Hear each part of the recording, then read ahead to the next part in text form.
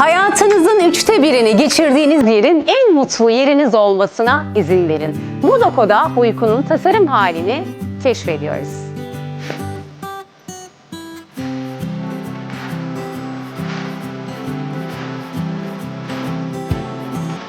Bir uyku düşünün, sabah uyandığınızda sadece dinlenmiş değil, yenilenmişsinizdir. İşte bu fark doğru yatağın, doğru tasarımın ve konforun adıdır.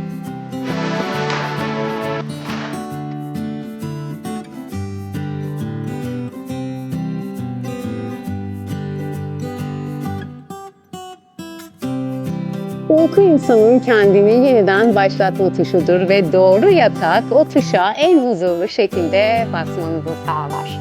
Modoco'ya gelin, huzurun konforla buluştuğu bu yataklarla siz de tanışın. Ve Modoco'da sizi saran bu konfor sadece mobilya değil, yaşam kalitesinin ta kendisi.